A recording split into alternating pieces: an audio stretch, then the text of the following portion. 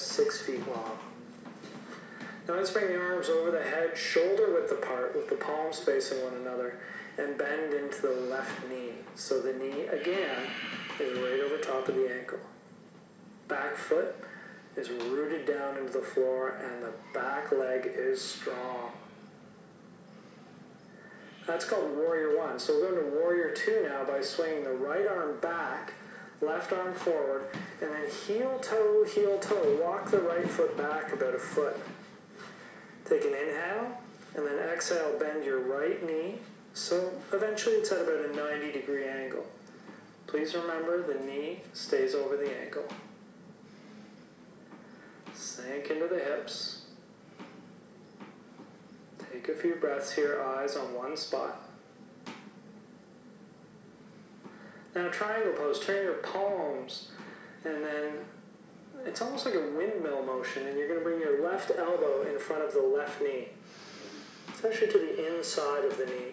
And the eyes gaze up, your right arm straight up towards the ceiling. This is a pretty tough pose, particularly if we hold it longer, so breathe. Inhaling and exhaling mindfully.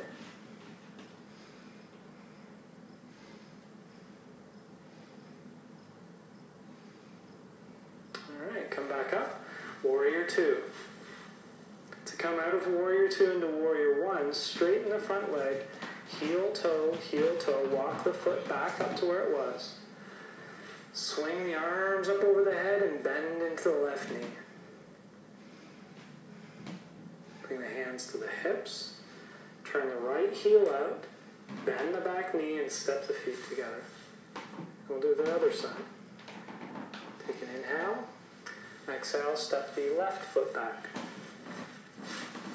Now just so we're clear here, the back foot is at about a 45-degree angle, so it's pointing to about 10 o'clock. Take the arms over the head on an inhale, and exhale, bend the right knee. So Warrior 1, right? Very proud pose. In Sanskrit they call this Virabhadrasana 1. Alright, let's swing the left arm back, right arm forward, and heel toe the left foot back. Take an inhale, exhale, bend the right knee. Arms very strong here. So if someone were to come up and push down on your hands, they wouldn't be able to move them. Take an inhale, exhale, sink down a bit more. And just feel the very front of your body open up like it's shining out light. Sinking into it more, and then turn the palms, windmill your arms, elbow right in front of the knee. Now the reason the elbow is there beside the knee is to actually push it backwards, and then you can roll the right ribs underneath. Remember, the heart opening up towards the side wall. Eyes super calm. Breathing slow. Remember the intention you set at the start of the class, particularly in the more challenging poses. And come back up to Warrior 2. Sink into the hips, hold that pose. Keep the tongue soft, eyes soft. Straighten the right leg. Heel toe, left foot up. Inhale, swing the arms up overhead. Exhale, bend the right knee down. Warrior 1 again. So basically what we're doing here, we're creating a circle of the pose, going out of it the same way we went into it. Bring the hands to the hips, turn the left heel out, bend the back leg, and step the feet together. You can bring your arms down by your side. Let's all take an inhale and an exhale. Feels good, eh?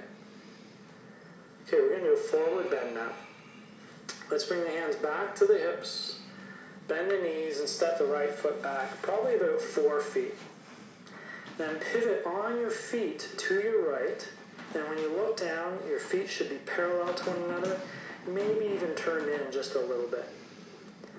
Take an inhale, exhale, fold forward, try and keep your back straight, and bring your fingertips down onto the floor.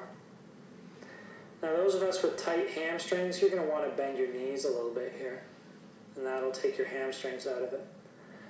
You can fold a little bit more. Remember, the spine is nice and long. Alright, now if you feel pretty comfortable here, you want to go further, you can straighten the legs out and reach down and grab underneath the outsides of your heels. And this will provide you with some traction so you can pull up on the heels and lengthen your spine down towards the floor a bit more. And keep in mind also that the neck is also part of the spine, so you're lengthening through the top of the head. Not looking up. Not tucking the chin too much. Keep breathing. And towards the end here, another say 10 seconds, if you're grabbing under your feet, you can start to pull just a little bit harder. Everything in yoga is done in small increments. You never force a pose. Now if you're grabbing under your feet, you can bring them back onto your fingertips in front of you. Then bring your hands to the hips. Take an inhale. Exhale, come up nice and slow, back up to standing. And then pivot on your feet, back towards the front of your mat. Turn the right heel out, bend the knee, and step the feet together. Take an inhale, and an exhale. Maybe take another breath here, because sometimes coming out of forward bends, people get a little bit dizzy.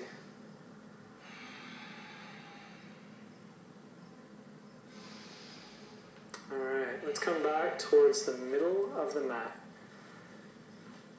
And what we're going to do here is something called toppling tree. Firm up your left leg because we're going to be standing on one leg here. And bring your hands to the hips. From here, bring your right knee up so it's parallel with your right hip. Keep that left leg nice and strong. That's your foundation of the pose. And then point the toes and reach the right leg way back behind you. Really strong right leg. Pointed toes. Active right leg. Reach the arms back now so they're in line with that right leg. And tilt, hinge on the left hip. Keeping both hips in one line. Because sometimes we tend to lift that right hip up here. So keep it down even with the left hip. Lengthen through the spine. Remember, that's the neck as well. Belly stays lifted up towards the spine for 3, 2, 1. Hands back to the hips. Bring the knee forward and back up, still balancing on that left leg.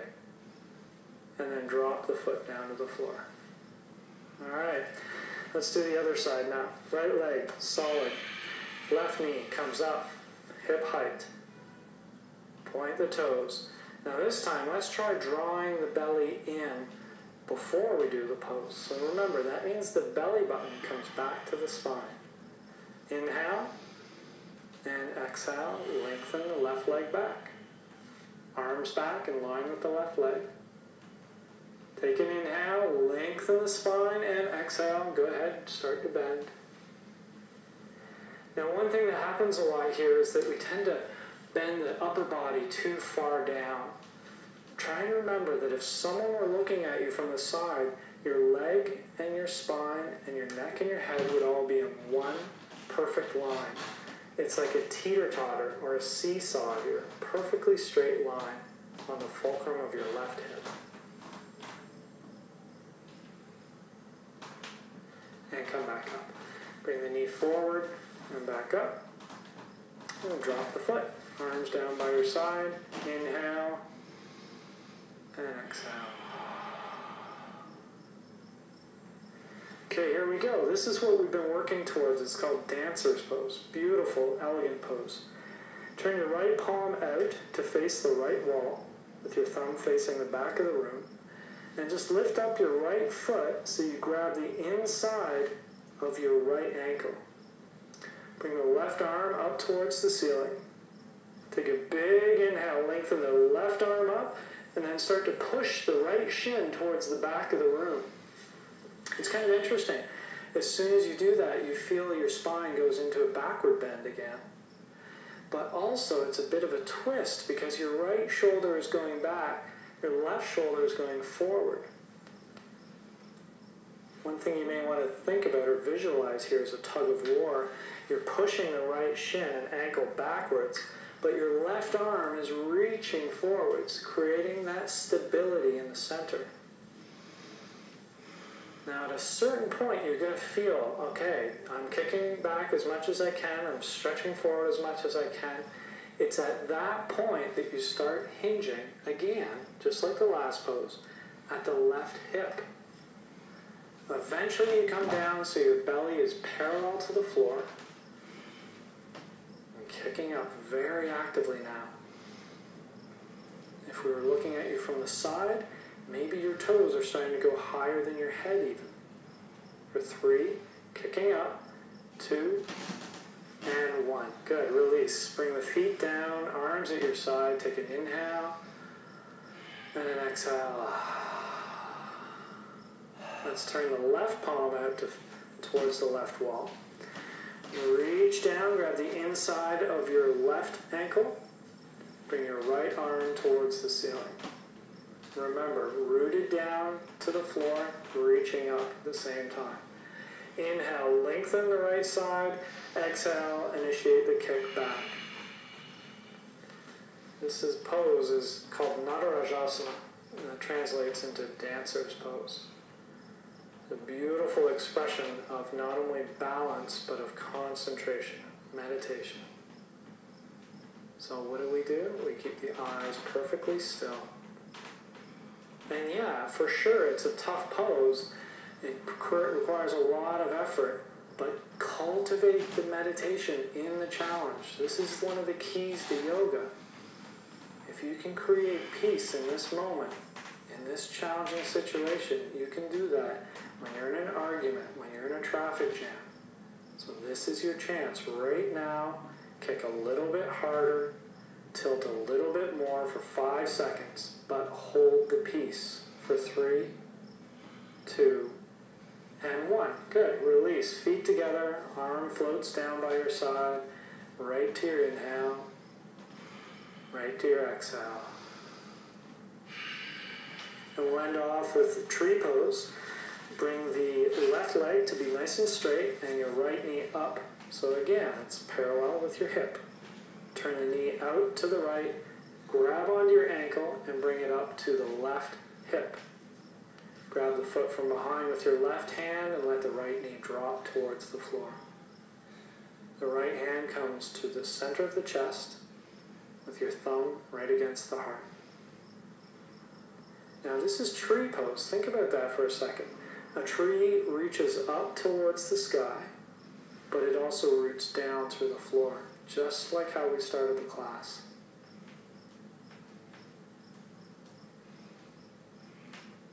Breathe slow.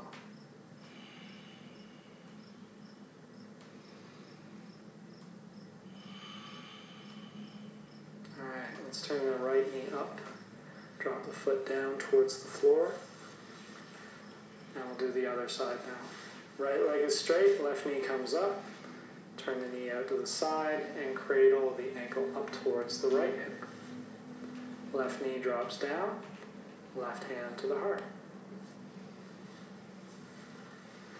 And this may sound a little weird, but one of the interesting things about expressing a pose is imagine that you're showing someone how beautiful the pose can be. Like tree pose, right? It's dignified, it's tall, it's energized, yet at the same time it's very still. Very meditative pose. It's also a really, really good pose for opening up the hips, which prepares you for a lot of the floor poses. For the last few seconds, think of your left knee getting nice and heavy here, while at the same time lifting the belly in and up. It'll help to stretch the hip out. Alright, turn the left knee up, drop the foot down, arms at the side, take an inhale, and an exhale. That's the end of the standing sequence. So now that we've finished the standing sequence, let's turn around and lie down on your back. So your feet are facing the back of the room you're in. Now, Shavasana is actually a pose, so it comes with the same sense of alignment and visualization that you would give to any other pose.